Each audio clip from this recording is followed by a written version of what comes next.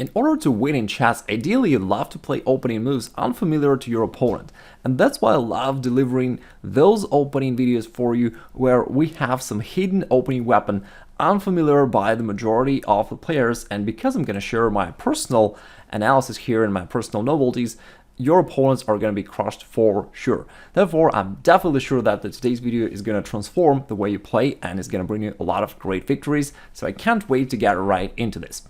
So today we're going to be talking about the most common moves of all. Here we get play bishop c4, bishop c5, and normally this leads to the Italian game after pawn c3, or to some more calm standard positions where white goes knight c3 or pawn d3. Usually white will play one of the casual moves, but instead of all that, we're gonna play the move pawn d4, which looks at first completely ridiculous because there are so many ways for black to capture this pawn, which is not defended enough. Black can capture it with either bishop, knight, or pawn. But it turns out that anyway, there is some major drawback of the black's move, and you can take advantage of this. And again, for sure your opponent is either completely unaware of this line or they know very little about this. So therefore, once you study this video, you'll get a complete upper hand over your opponents because you just know what to do here and how to crush black. Another advantage of this is that you can get to this position from the bishop's opening as well, the opening that I've been preaching for so long, and a lot of you guys reported having great results there, so that's another advantage. Now after d4, let's start with the move knight takes d4. We're going to analyze all three options of black, but let's start with knight takes d4. Looks like a completely perfect move, and a lot of your opponents will play that, expecting you to recapture over here, where black is going to end up with an extra pawn. But that's not what we do, right? Instead, there are a couple options. You can take over here on e5, which takes back the pawn, but also threatens this square in f7. Perfectly fine move, absolutely playable. But there is another option which I love even more, which is a completely unknown and an evil move, bishop e3. What's the purpose here? Well, you put pressure along this diagonal, and you're still threatening to capture that pawn on e5, so you're gonna either capture that pawn or capture here on d4, and all these black's pawns and pieces in the middle of the board are kind of shaky, they're vulnerable, and black is very likely to get worried about this, and the most common response of black in this position is to trade on f3. It looks like a great choice. Black is a pawn up, so they should simplify, but the only drawback is that after queen takes f3, black should resign right now. Only 6 moves have been played, and black should really resign. Well, what's the matter? You're threatening here queen takes f7, as well as you're threatening the bishop, so they're gonna lose at least the bishop. But in fact, in most of the games that I played here, black just lightheartedly take here, and you deliver something like a scholar's checkmate. And even strong players fall into this trap just because the previous moves are so natural for black to play. I understand you may be wondering whether this opening really works in real life games. So let me show you how it works. Here's the online database, one of the largest databases of online blitz games. And here we can see the stats. After the first move, pawn e4, the most played move by black is pawn e5. We're playing knight f3, and almost always they're going to respond knight c6. We're going to go bishop c4. Again, the top response of black, most played move is bishop c5. Here, instead of all the casual moves, we're going to go d4. I think it's called the Italian Gambit, even though it's called it something else, but I don't know what's that. Now, let's look at the stat once again. The overwhelming majority of your opponents will capture by the pawn. All right. Here, if we play pawn c3, again, the vast majority of players are going to capture here on c3, which is a losing mistake. So, funnily enough, in the most played line by far, black is just losing, and let me show you how. Alright, so once again, let's start with the Italian Gambit. Usually black captures here with the pawn. We played pawn c3, offering another pawn for black to capture, and most of them indeed will capture it. By the way, just to clear that out, if they don't capture, if they go knight f6, after e5, that will lead to just classical openings, and I'll link my video about that so that you can watch this and know how to play there. Again, it's a perfectly fine position for white here. But now let's come back to what they usually do. They take here, now instead of that, they take here on c3. And this is in fact a losing mistake, but of course it's very hard to see this because the following variation is not easy to find unless you are prepared. And here's the trick. Instead of recapturing here knight takes c3, which is something black expects to do, you shock black by playing bishop takes f7. And black all of a sudden is in a big trouble, because after they take, it turns out that you didn't really sacrifice a piece, because you follow up with queen d5, check to the king, and attack to the bishop. So you're gonna get the bishop back, but along the way you completely expose the black's king. That's the trick. Now the king is going to go back. Here there is another important little nuance, but it makes a big difference. Instead of capturing the bishop right away, you need to put this in between move queen h5 check, provoking the move pawn g6, which is something black is going to do, and we'll see now why it's so good for you to provoke the pawn to move.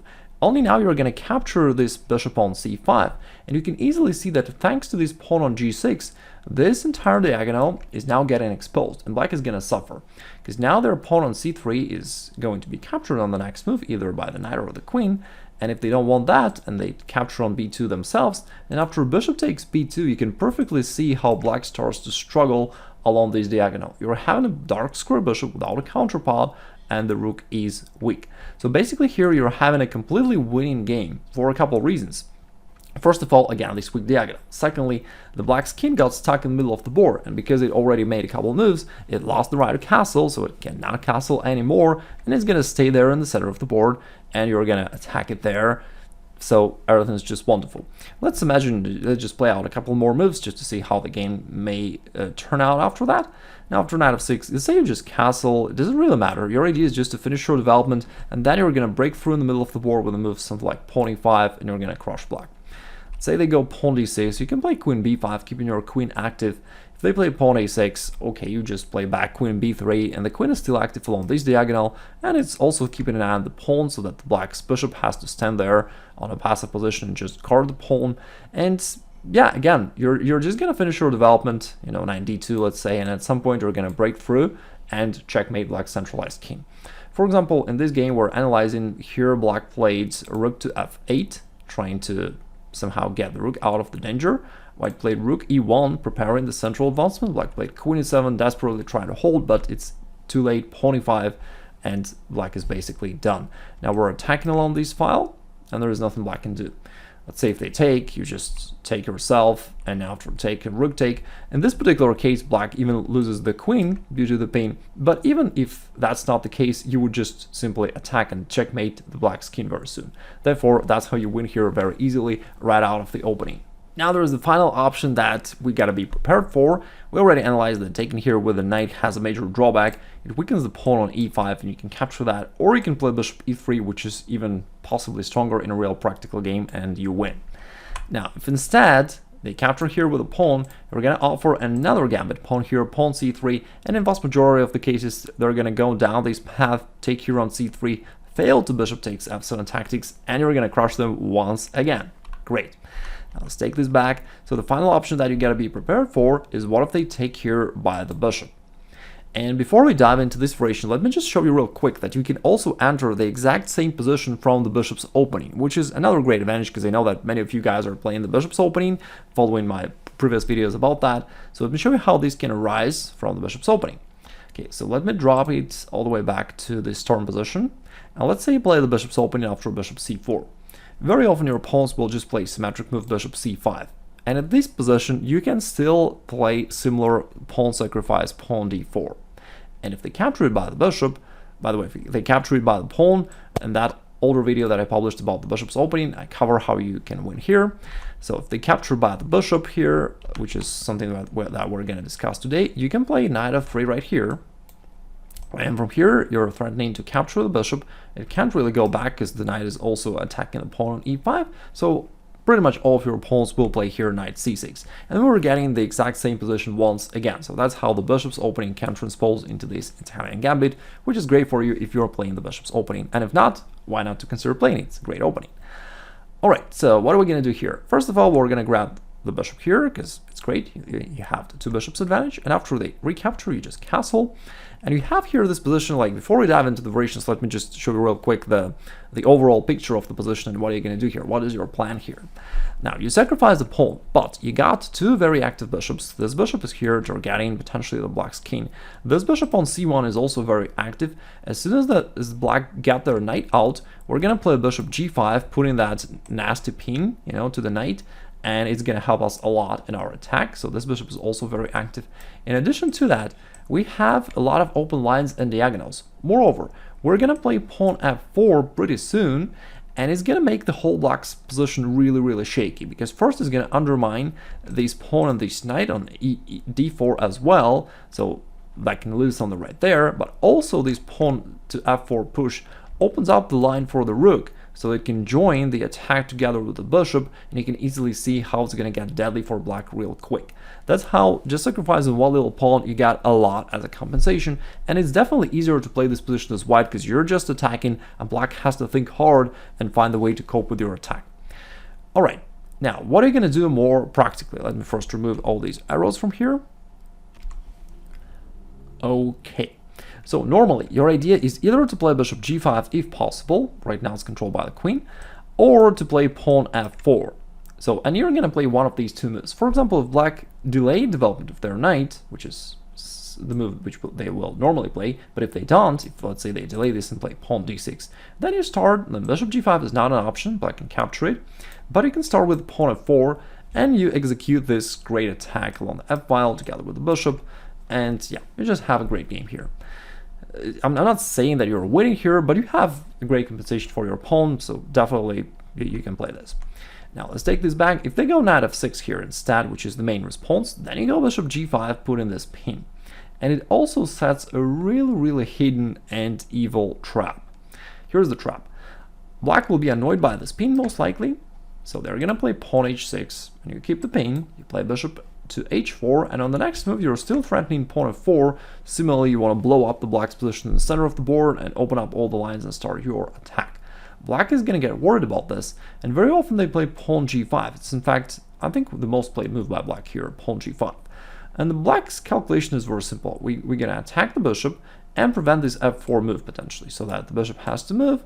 Now we play pawn d6, and this pawn chain just locks the position completely, and because the position remains to be closed, black is a pawn up, everything's great. So that's what black is hoping for, but that's what you are gonna do instead. Let's take this move back, and after black just pushed that pawn forward, pawn g5, expecting your bishop to move, instead of all that, all of a sudden you play pawn f4. You're giving up your bishop to open up the position, to blow up the black's defense, and to break through and to checkmate black right away. And black is in a big trouble. I mean, realistically, black is just already lost here. Because what can they really do? Let's think about this. Taking over here on h4, taking the bishop, doesn't look good, because after you recapture on e5, basically the entire black's position is under the massive attack. You're threatening this knight together with your rook, you're threatening this knight. The rook is now going to get active along this file. The bishop is still hitting black's king from that angle. So yeah, you just can see that black is going to be devastated here. That's really not good for black. So let's take this move back.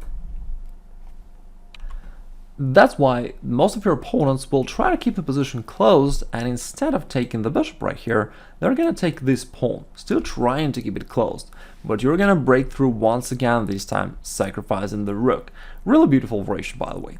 But in fact, it's not really a sacrifice of the rook, because after they take it, they have to, you play queen takes d4, so at least you get one knight back. But that's not the end, because that's just the beginning of your attack.